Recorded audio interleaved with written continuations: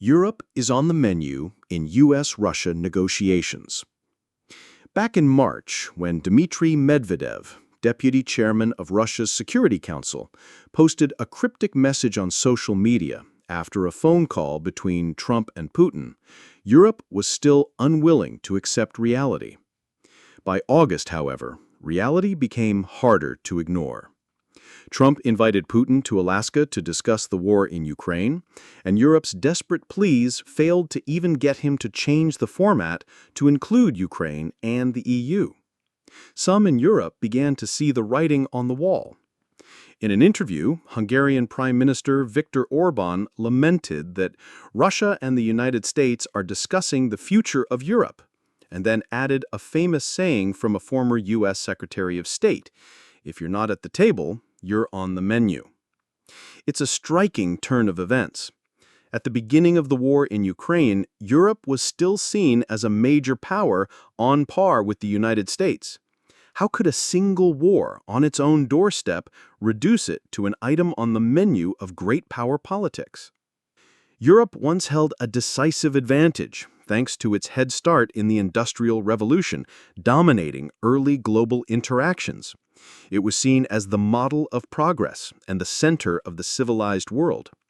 Even after World War II, which devastated the continent, and after the US and the Soviet Union dismantled the old colonial systems that were meant to rebuild the European homelands, Eurocentrism remained a powerful global influence.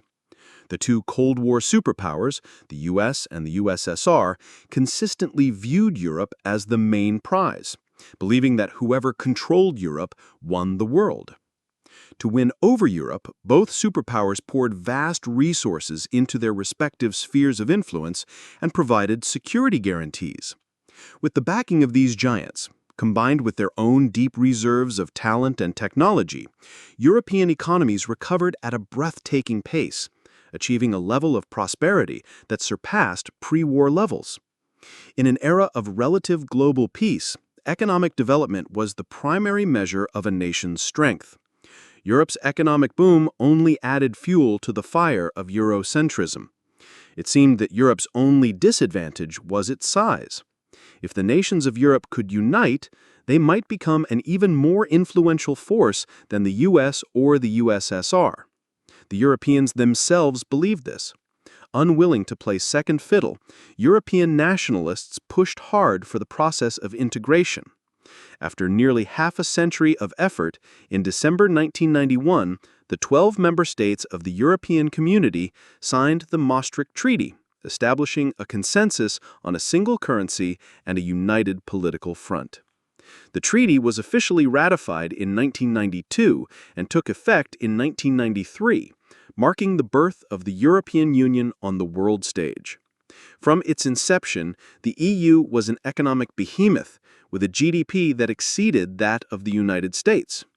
As time went on, numerous former Eastern Bloc countries and even former Soviet republics applied to join, further expanding its scale.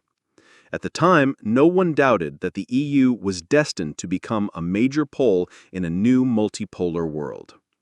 Even as Europe's later development failed to meet expectations, especially its slow recovery from the 2008 global financial crisis and its failure to keep pace with the Internet revolution, which caused it to fall behind the US and China, its economic data still looked impressive. Thanks to its strong foundations, no one seriously questioned Europe's power. That is, until the outbreak of war in 2022, which made people realize they had greatly overestimated Europe. Everyone knew that a war on the EU's doorstep would have negative consequences. The blow the Kosovo War dealt to Europe was still fresh in memory, and Europe had seemingly learned its lesson. Before the invasion, Germany and France, the EU's leading nations, shuttled between Russia and Ukraine in an attempt to de-escalate the situation and prevent war. But as it turned out, Europe's mediation efforts were completely useless. They couldn't change Russia's strategic decisions, nor could they even pressure Ukraine into fulfilling its obligations under the Minsk Agreement. After the war began, Europe's weakness was laid bare for all to see. Politically, as the supposed former center of the world and a current global power, Europe was not only unable to exert sufficient influence on international affairs, but it was also forced to let other countries dictate its own decisions. Before the war, the EU was opposed to conflict and initially leaned toward a swift, negotiated settlement. Yet, under pressure from the United States, it was compelled to provide massive amounts of weapons to Ukraine and impose sanctions on Russia that severely damaged its own interests. Militarily, the once vaunted Western military equipment was proven to be far from invincible on the battlefield. Hallowed Western military doctrine was shown by Ukrainian soldiers to be suicidal in practice. As the aura surrounding Western military might was stripped away, layer by layer, Europe's own military forces looked even weaker than those of a struggling Ukraine. At least Ukraine still had a large army, a stockpile of Soviet-era weapons, and substantial Western aid. Europe, on the other hand, had relied on the U.S. for protection during the Cold War and had been cutting its frontline troops ever since. It now faces a severe shortage of combat-ready soldiers, having sent its own stockpiles and even active-duty weapons to Ukraine, with a defense industry incapable of replacing the losses. Economically, just like the Kosovo War, the war in Ukraine triggered capital flight from Europe. Worse, because Europe voluntarily cut itself off from cheap Russian energy under U.S. pressure, prices skyrocketed. Many small and medium-sized European businesses couldn't withstand the rising costs and were forced into bankruptcy. Furthermore, as the war dragged on, the EU's internal divisions were exposed to the world. Due to its structure, Europe must act in unison to have an impact on the world stage. That was the very reason for the EU's creation. While everyone knew that member states had different positions, in the past, the EU generally managed to speak with one voice on major international issues, regardless of internal squabbles. But the impact of this war was too great. The argument of serving the greater good was no longer enough to persuade countries to tolerate the pain, especially when their own economies were struggling.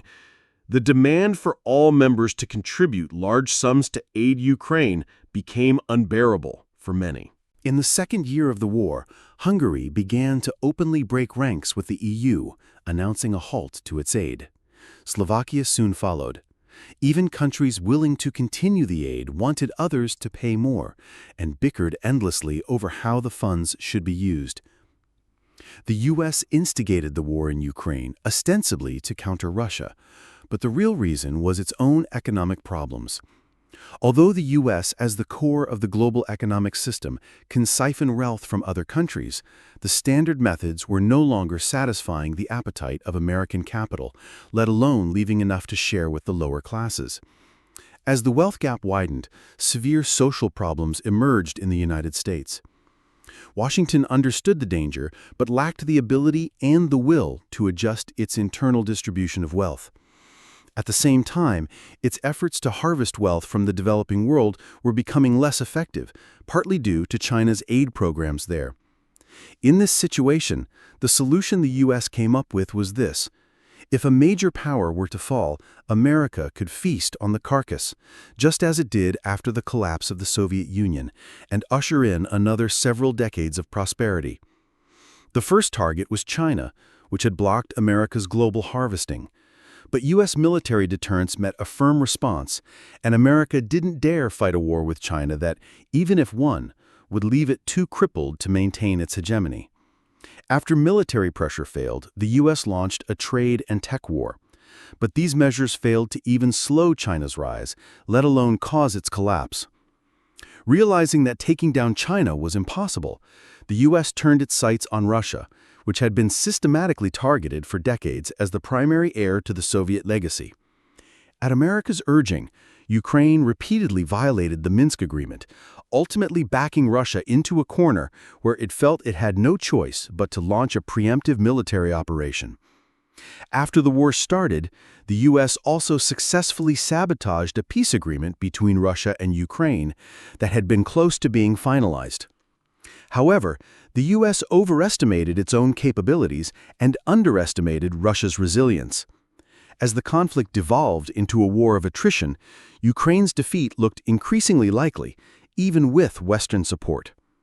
The plan to bleed Russia dry had failed, while America's internal crises grew worse by the day.